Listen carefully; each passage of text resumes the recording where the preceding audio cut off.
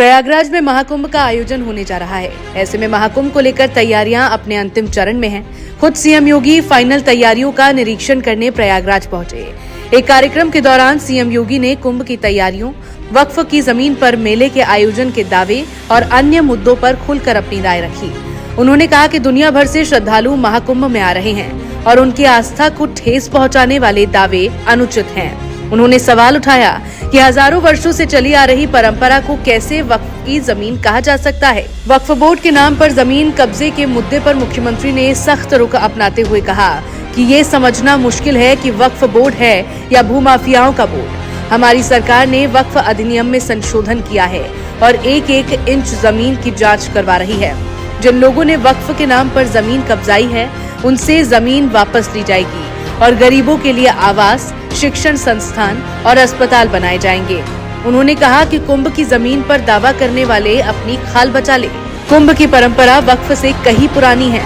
सनातन धर्म की ऊंचाई आकाश से भी ऊंची और गहराई समुद्र से भी गहरी है। इसकी तुलना किसी मत या मजहब से नहीं की जा सकती। महाकुंभ की महत्वता बताते हुए सीएम योगी ने कहा कि देवासुर संग्राम के बाद अमृत की बूंदें 4 पवित्र स्थलों प्रयागराज, हरिद्वार, उज्जैन और नासिक में गिरी। इन स्थानों पर कुंभ के आयोजन भारत के ज्ञान, चिंतन और सामाजिक दिशा तय करने का अवसर रहे हैं।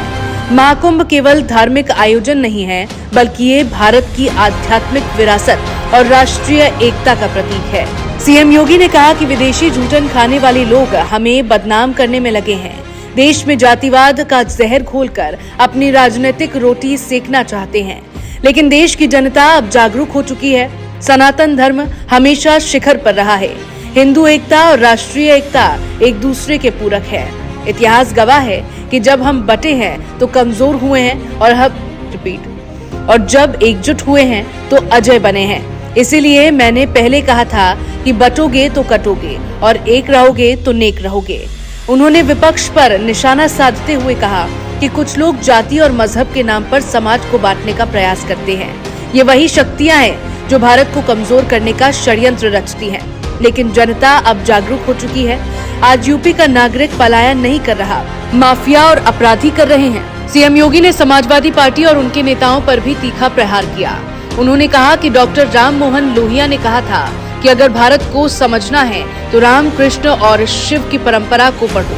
जो नेता लोहिया जी के नाम पर राजनीति करते हैं, उन्होंने इनकी बातों को कभी नहीं समझा। उन्होंने अयोध्या के विकास का जिक्र करते हुए कहा कि हमने अयोध्या को विकास और विरासत का केंद्र बनाया। जो लोग अयोध्या के विकास का विरोध कर रहे थे, उन्हें वहां जाने का नैतिक अधिकार नहीं है। सीएम योगी महाकुंभ में वक्फ की जमीन के दावे पर बोले। उन्होंने कहा कि जिन्हें विकास पसंद नहीं, वही विवाद खड़ा करते हैं। ऐसे लोग माहौल खराब करने की कोशिश कर रहे हैं। ये भव्य आयोजन में व्यवधान पैदा करने की मानसिकता है। ऐसे लोग वक्फ को भूमाफिया बोर्ड न बनाएं। इशारों में समाजवादी पार्टी पर सीएम ने हमला बोला। उन्होंने कहा कि जिनके वक्त जमीनों पर कब्जे हुए, विवाद के पीछे वही लोग हैं। बता दें कि बरेली में ऑल इंडिया मुस्लिम जमात के राष्ट्रीय अध्यक्ष मौलाना शाहबुद्दीन रजवी बरेली ने बड़ा दावा करते हुए महाकुंभ स्थल की जमीन को वक्फ की संपत्ति करार दिया था। मौलाना शाहबुद्दीन रजवी बरेलवी ने एक बयान जारी किया, जिसमें उन्होंने कहा कि मुसलमानों ने हमेशा बड़ा दिल दिखाया और उनके सबूत दिए हैं। उसकी मिसालें भी बहुत सारी मिलेंगी। महाकुंभ मेले में अखाड़ा परिषद, नागा सन्यासियों और स्वामी बाबाओं ने मुसलमानों के प्रवेश पर प्रतिबंध लगाया, लेकिन खुद प्रयागराज के जो मुसलमान हैं, उनमें से एक सरताज ने इस बात की जानकारी दी कि जिस जमीन के ज्यादातर हिस्से पर शामियाने और तंबू लगाए गए हैं, वो जमीन वक्फ की है और वहां के मुसलमानों की है। ये जमीन लगभग 54 बीघा है। उन्होंने ये भी कहा था कि इसके बाद भी मुसलमानों की दरियादिली देखिए कि उन्होंने बड़ा दिल दिखाते हुए मेले की तैयारियों पर कोई आपत्ति नहीं की है, मगर अखाड़ा परिषद और दूसरे बाबा लोगों की तंगदिली देखिए कि वो मेले में मुसलमानों के प्रवेश पर पाबंदी लगा रहे हैं। मेले में मुसलमानों को दुकानें लगाने के लिए मना कर रहे हैं। वक्फ की 55 बीघा जमीन पर मेला लग रहा है। इन तमाम चीजों को बहुत गौर से साधु संतों को सोचना चाहिए।